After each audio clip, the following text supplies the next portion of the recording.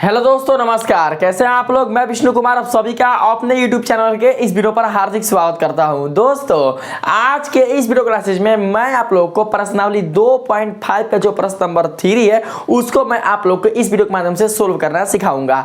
जैसा कि दोस्तों हम लोगों ने पिछली वीडियो के माध्यम से आपकी कक्षा 9 के गणित विषय का जो आपका सेकंड चैप्टर था बहुपद, उसके दोस्तों प्रश्नावली 2.5 से संबंधित जो आपका पहला नंबर जो क्वेश्चन था वो बिल्कुल अच्छी तरीके से सोल्व हो चुका है।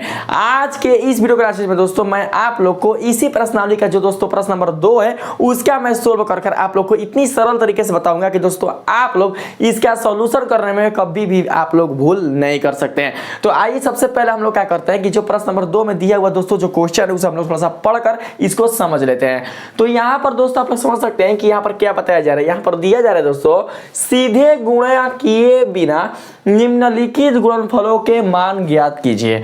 अब दोस्तों देखिए, अगर आपके सामने ऐसा क्वेश्चन लाकर अगर दे दिया जाए और बोला जाए कि इनका गुणनफल कितना होगा, तो ऐसा गुणनफल दोस्तों एक 5 या 6 क्लास का बच्चा भी क्या कर सकता है, इसका गुणनफल निकाल सकता है। लेकिन ये जो गुणनफल है वो 9th क्लास में क्यों दिया? क्योंकि जब बुक में ये जो क्वेश्चन जब डाला है तो डालने वाला तो बुर्बक तो होगा ना, या पागल तो होगा ना कि आपसे बोलेगा कि यहाँ पर इनका गुणा कर आप इनका गुणनफल निकालिए। तो दोस्तों हमें जो यहाँ पर संख्याएं देखने को मिल रही है, इन संख्याओं का हमें बिल्कुल भी सीधा गुणा नहीं करना है। जी हाँ दोस्तों, अगर आप लोग सोचिएगा कि यहाँ पर दिया हुआ है 103 गुना 107, तो इसको हम लोग मल्टीप्लाई करके डायरेक्ट मल्टीप्लाई करके मतलब कि 103 को 107 से अगर हम गुणा कर दें, डायरेक्ट मल्टीप्लाई करके इसका जो मान निकाल दें और वही हमारा आंसर हो जाएगा, इस तरीके से हम निकाल सकते हैं।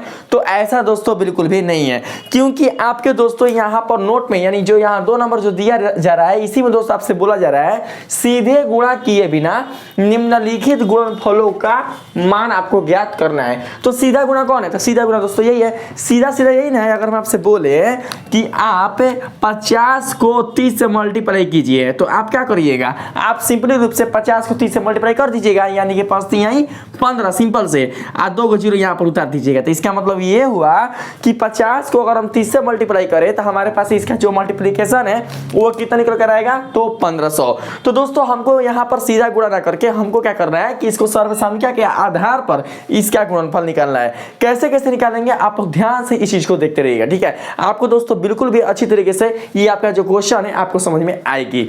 तो आइए सबसे पहले हम लोग क्या करते हैं कि इसका जो पहला जो क्वेश्चन है उसको हम लोग बनाते हैं। दोस्तों इसको ऐसा लिख सकते हैं क्या, 103 गुना 107 इक्वल टू, ध्यान से समझिएगा मेरे बातों को। देखिए यहां पर 103 को क्या लिख सकते हैं, 100 प्लस 3 इंटू 100 प्लस 7।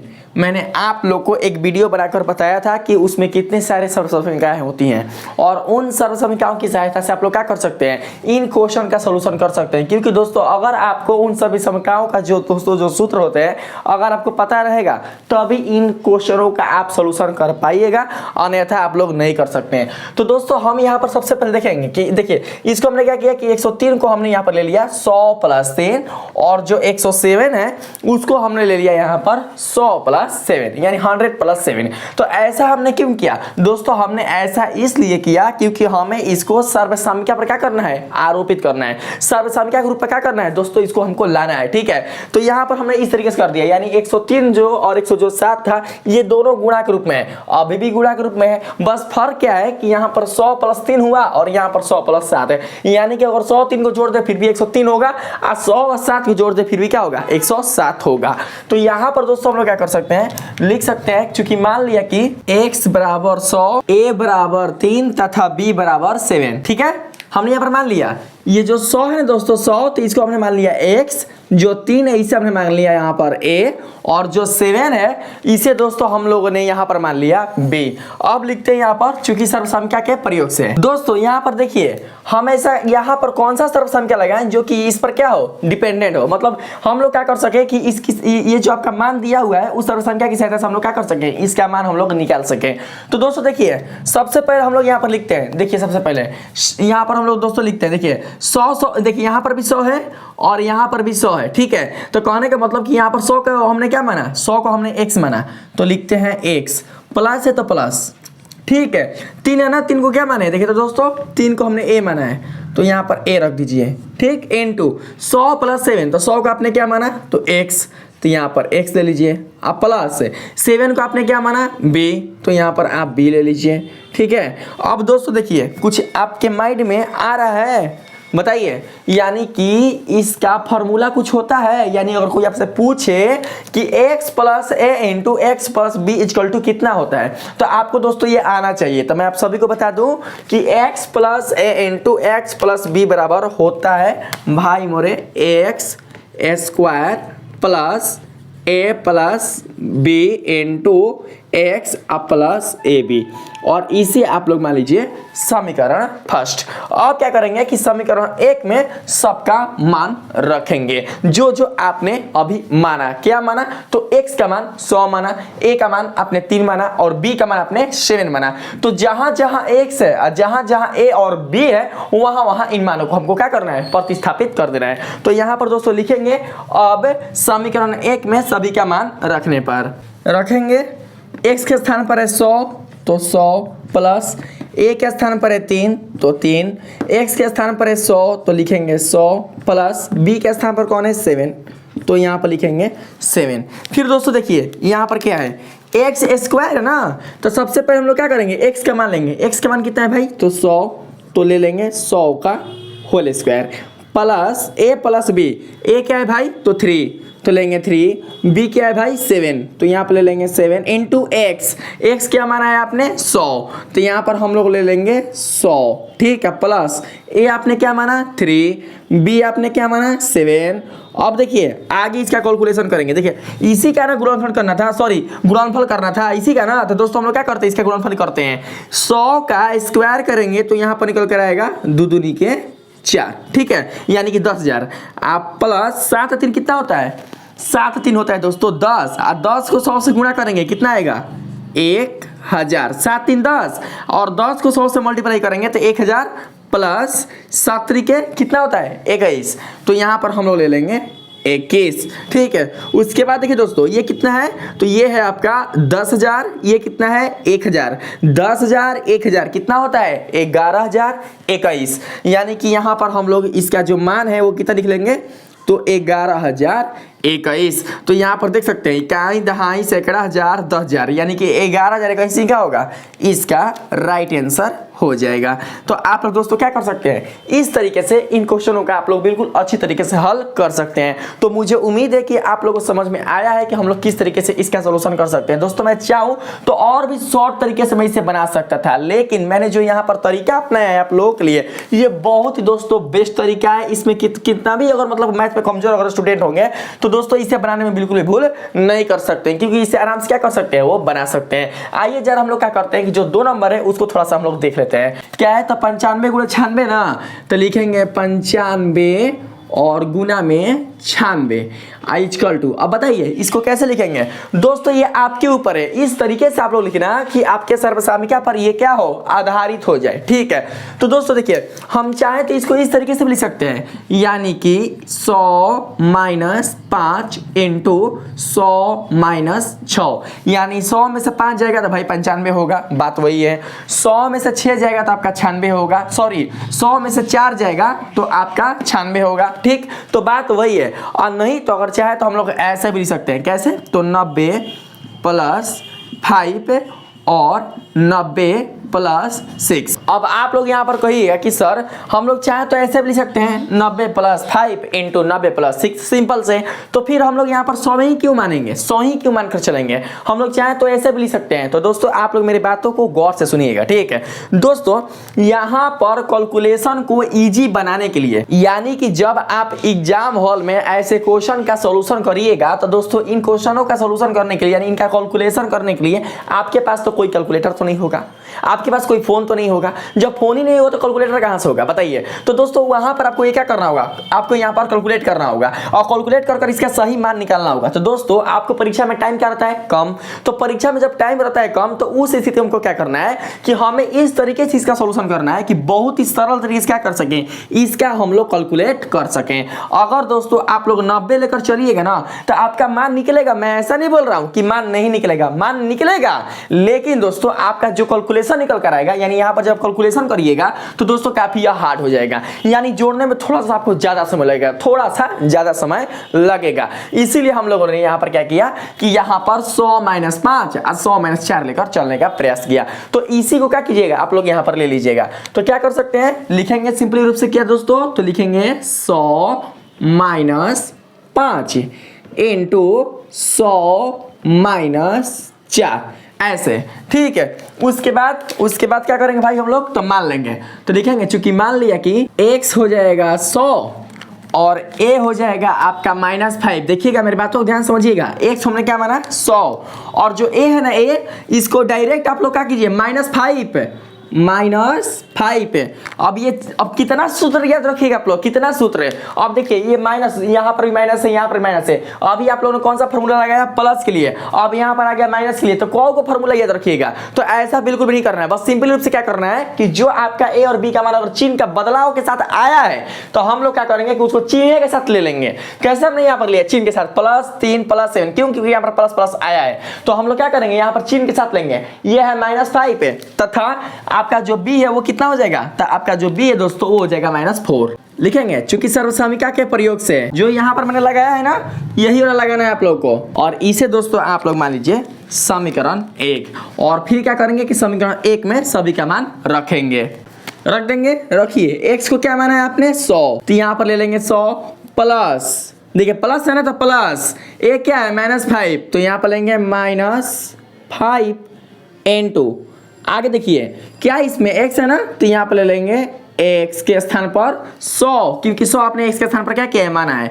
उसके बाद प्लस है तो यहाँ पर ले लेंगे प्लस b, देखिए b कितना है -4, तो यहाँ पर ले लेंगे हम लोग -4, ठीक है। इसको क्या करेंगे ऐसे बंद। अब जहां जहां x है और जहां जहां a और b है वहां वहां ईमानों को आप लोगों को रख देना है, ठीक है। तो आप लोग जरा रखिए, तो दोस्तों x है ना, x का होल स्क्वायर, तो हम लोग 100 को रखेंगे, 100 का whole square plus a plus b है ना, तो इसको ऐसे रखेंगे, ऐसे।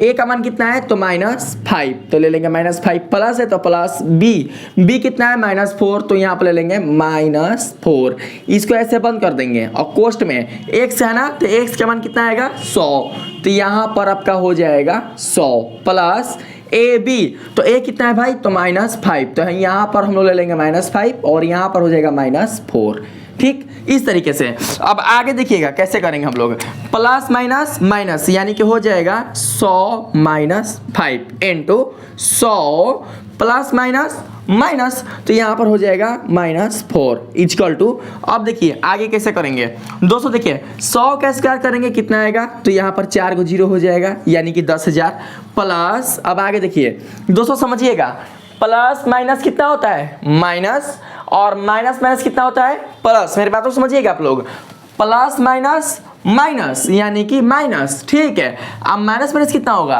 प्लस, यानी कि 5 4 कितना हो जाएगा -9, तो यहाँ पर हम लोग क्या करेंगे माइनस ले लेंगे, माइनस, और 9 को 100 से मल्टीप्लाई करेंगे, 9 को 100 से मल्टीप्लाई करेंगे तो कितना निकल कर आएगा 900। फिर देखिए माइनस माइनस, क्योंकि 5 को 4 से गुणा करना है ना, और दोनों का चिन्ह माइनस है, तब माइनस माइनस प्लस, 5 चौके 20, यहाँ पर है 10,000 और यहाँ पर है 900, तो 10,000 में से हम लोग 900 को माइनस करेंगे तो कितना बचेगा, तो सिंपल से क्या करेंगे 10,000 में से 1,000 निकाल लेंगे, तो 1,000 में से 900 घटाइए कितना बचेगा, 1,000 में से 900 को घटाइएगा तो 100 बचेगा, और 10,000 में से 1,000 पहले अपने निकाल लिए तो कितना बचा 9,000, और कितना बचा फिर 100, क्योंकि 900 तो घट गया, 9,100 यानी 9,100 और फिर प्लस 20 यहाँ पर है, तो कितना हो गया दोस्तों 9,120। जोड़ सकते हैं आप लोग अपने स्टाइल में जोड़ लेना, ठीक है। यानी कि अगर 10,000 में से अगर हम लोग 900 अगर माइनस कर दें तो हमारे पास कितना बचेगा 9,100। अगर 9,100 में 900 जाएगा तब ना 10,000 होगा, तो 9,100, अब 20 यहाँ पर है तो 20 जोड़ देंगे तो कितना हो जाएगा 9,120, तो यहाँ पर लिखेंगे 9,120 और यही आपका हो जाएगा आंसर, ठीक है। तो दो ठो आपका दोस्तों क्या हो गया बन गया। इसमें देखिए तो कैसे बनाएंगे, 104 है और कितना है 96, यानी कि यहाँ पर दोस्तों हम लोग कैसे कर सकते हैं, देखिए तो जब यहाँ पर 104 है तो दोस्तों हम लोग ले लेंगे 100 + 4, यहाँ पर हो जाएगा कितना 100 + 4, 96 है ना, तो यहाँ पर लिख लेंगे 100 - 4, 100 माइनस 4 यानी कि कितना बचेगा आपका 96। तो 100 माइनस 4 आपका हो गया। मान लिया कि तो x आपका क्या है, x यहाँ पर 100 है, यहाँ पर 100 है, तो हमने x क्या मान लिया 100। a का मान क्या होगा, तो a का मान हो जाएगा आपका 4। b का मान क्या होगा, तो b का मान आपका हो जाएगा यहाँ पर दोस्तों -4। ठीक है, a का मान 4, अब b का मान यहाँ पर क्या माने आप लोगों ने -4। तो दोस्तों अब आप देखिए कि यहाँ पर ऐसा कौन सा सर्वसमीकरण लगाएं जिससे कि हमारा यहाँ पर जो कैलकुलेशन है बिल्कुल सरल तरीके से आराम से निकल जाए। ये कोई जरूरी ना है कि आप लोग यही पर बनाइएगा। मैंने आप लोग को जो वीडियो में सर्वसमीकरणों के बारे में बताया है उसमें से कोई भी सर्वसमीकरण दोस्तों आपको जो अच्छा लगे, जिस आधार पर निकालना चाहेगा वो उस आधार पर दोस्तों क्या कर सकते हैं, आप लोग बिना किसी के परमिशन के आप लोग निकाल सकते हैं। ठीक है, बस इस पर ध्यान देकर, ठीक है। तो दोस्तों देखिए यहां पर सबसे पहले देखिएगा, यहां पर क्या चाहिए, यहां पर ये x है और ये भी x है, यानी ये 100 है ये 100 है, तो दोनों को हमने क्या माना, तो x। ये क्या चाहिए दोस्तों आपका, तो a। ये क्या चाहिए दोस्तों आपका b। ठीक है, तो हमने a को मान लिया +4, b को मान लिया -4। लेकिन अगर आप ध्यान से देखें तो दोस्तों ये इस तरीके से आ सकता है क्या, देखिए इस तरीके से a + b × a - b। देखिए जो a का मान यहां पर है वही तो a यहां पर है, जो a यहां पर है वही तो a यहां पर है ना, जो 100 यहां पर है वही तो 100 यहां पर है ना। बताइए बस क्या चेंज है, तो चिन्ह यहां पर प्लस है तो यहां पर माइनस है, यहां पर प्लस है तो यहां पर माइनस है। ठीक है, तो दोस्तों हम लोग देख सकते हैं कि हमारे पास यहाँ पर 100 क्या चाहिए, a के स्थान पर इक्वल है, और b देख सकते हैं b यहाँ पर अगर 4 है तो यहाँ पर b क्या है, b यानी b सेम है, यानी अगर यहाँ पर आपका +4 है तो यहाँ पर -4 है, यानी अगर यहाँ पर +b है तो यहाँ पर -b है। तो हमारा दोस्तों इस सर्वसमीकरण का जो फॉर्मूला होता है वो कितना होता है, बताइए तो कितना होता है भाई, कितना होता है, तो a² - b²। जब हमारा सिंपल से उतने से निकलिए जाएगा a² - b² से, तो हम काहे लिए हई वाला लगाएंगे झूठों के, इससे भी निकलेगा, ऐसा नहीं कि नहीं निकलेगा, निकलेगा लेकिन इससे और जल्दी निकलेगा, सरल तरीके से निकलेगा। तो हम लोग क्या करेंगे, इसी सर्वसमीकरण के यहाँ पर प्रयोग करेंगे। a का मान 100 और जो b का मान होगा वो होगा आपका 4, क्योंकि यहाँ पर +4 है -4 मतलब कि a² - b²। तो हम लोग b लेते हैं दोस्तों कितना 4। अब लेंगे चूंकि सर्वसमीकरण के प्रयोग से, तो यहाँ पर सर्वसमीकरण कौन लगेगा, देखिए a दोनों जगह है ना सेम, तो यहाँ पर ले लेंगे a और यहाँ पर भी हो जाएगा a, ये +b के रूप में हो जाएगा और ये आपका a - b के रूप में हो जाएगा। तो इसका फार्मूला क्या होता है भाई, तो इसका जो फार्मूला है मैंने आप लोग को नीचे बताया a² - b²। तो यहाँ पर ले लेंगे a² - b²।